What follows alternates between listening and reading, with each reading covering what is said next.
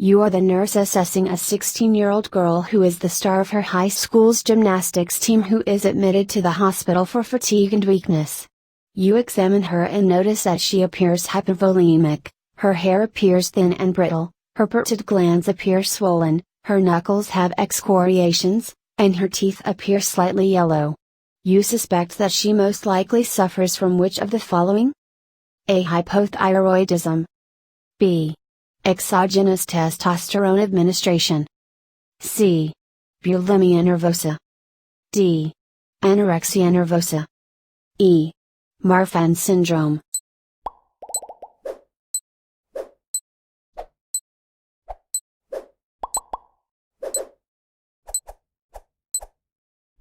The answer is C.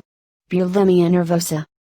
Bulimia nervosa is an eating disorder in which a patient classically consumes large amounts of food, binge eating, and then induces vomiting, purge behavior, to expel the food prior to absorption in the gastrointestinal tract.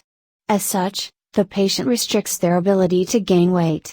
Patients with bulimia nervosa are frequently successful, high-achieving individuals under a great deal of stress, and often may be adolescent athletes, as patients in this population frequently have specific weight cutoffs that they must achieve for their respective sports, activities.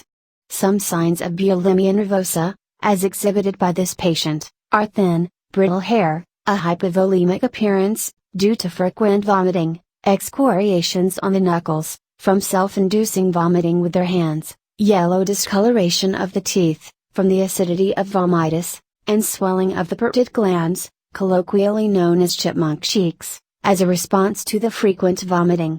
Patients with bulimia may also use other methods to purge themselves of food and drinks including diuretic use, and/or laxative use. A key distinction between bulimia nervosa and anorexia nervosa is that in bulimia the patient exhibits a form of purge behavior following binge eating, whereas in anorexia, classically, the patient simply restricts eating rather than binging and purging. Hypothyroidism is not a correct answer choice because while this patient is exhibiting lethargy, weakness, and brittle hair, given the constellation of her other symptoms and exam findings, it is less consistent with her presentation than bulimia nervosa. If these symptoms persisted following treatment for bulimia, then hypothyroidism could be considered as a concurrent finding. Exogenous use of testosterone would not account for the symptoms seen in this patient.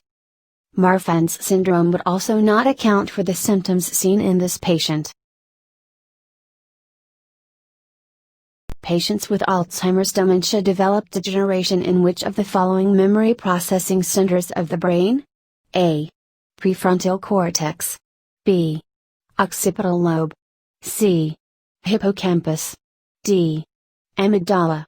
E. Wernicke's area.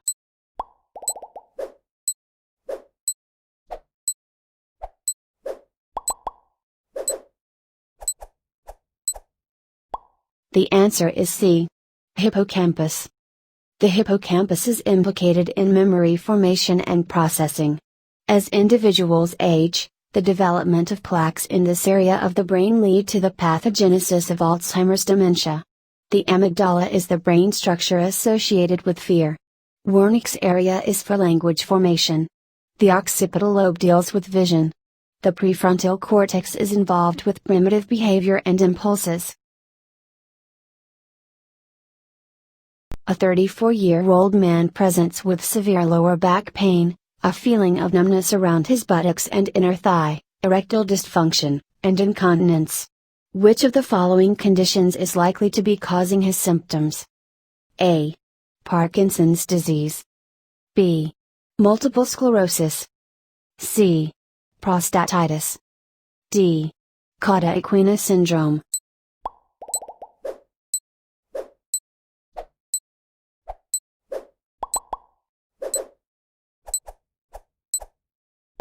The answer is D.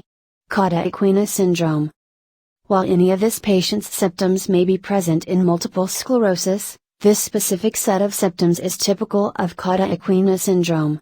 This is a condition in which trauma or impingement within of the spinal canal compresses the cauda equina, the bundle of spinal nerves and nerve roots near the base of the spinal cord.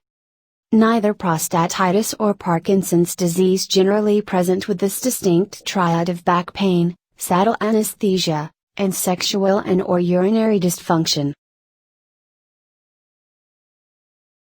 Which of the following tests can help identify if an individual is actively having a seizure? A. Computerized axial tomography, CAT, scan. B. Magnetic resonance imaging, MRI, of brain. C. Electrocardiogram, EKG. D. Electroencephalogram, EEG. E. Pulmonary function test, PFT.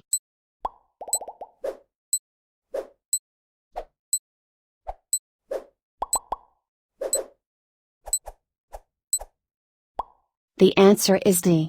Electroencephalogram, EEG.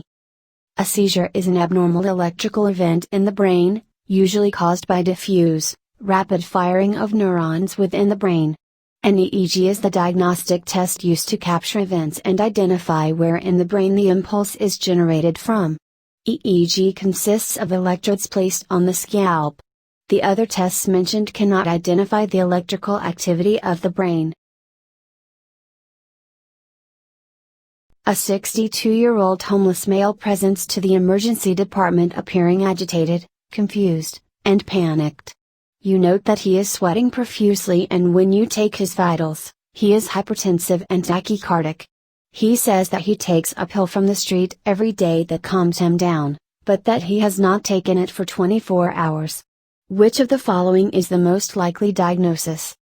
A. Heroin intoxication. B. Benzodiazepine withdrawal. C. Ketamine intoxication. D. Cocaine withdrawal. E. Benzodiazepine intoxication.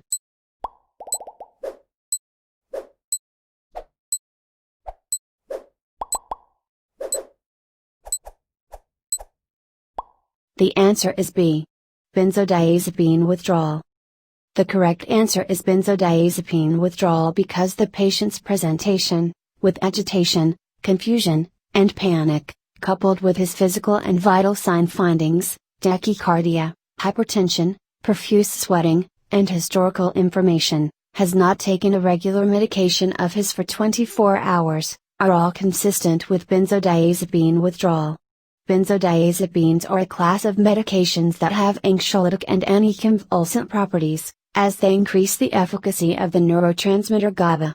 Given their anxiolytic properties, and in some types, their rapid speed of onset, they are a commonly abused class of drugs. Benzodiazepine withdrawal occurs when a patient who regularly takes benzodiazepine medications and has a physiological dependence abruptly stops taking these medications. Symptoms of benzodiazepine withdrawal include but are not limited to anxiety, panic, agitation, hypertension, tachycardia, diaphoresis, and inability to sleep. If untreated, this can lead to seizures and worsening confusion. As such, it is important to recognize these symptoms early and restart benzodiazepine treatment as early as possible in these patients. Benzodiazepine intoxication, cocaine withdrawal, and heroin intoxication are incorrect as the patient would exhibit symptoms opposite those described in this example. Ketamine intoxication is incorrect, as ketamine is a dissociative medication that would not likely cause this constellation of symptoms, and would be more likely to present with dissociative properties.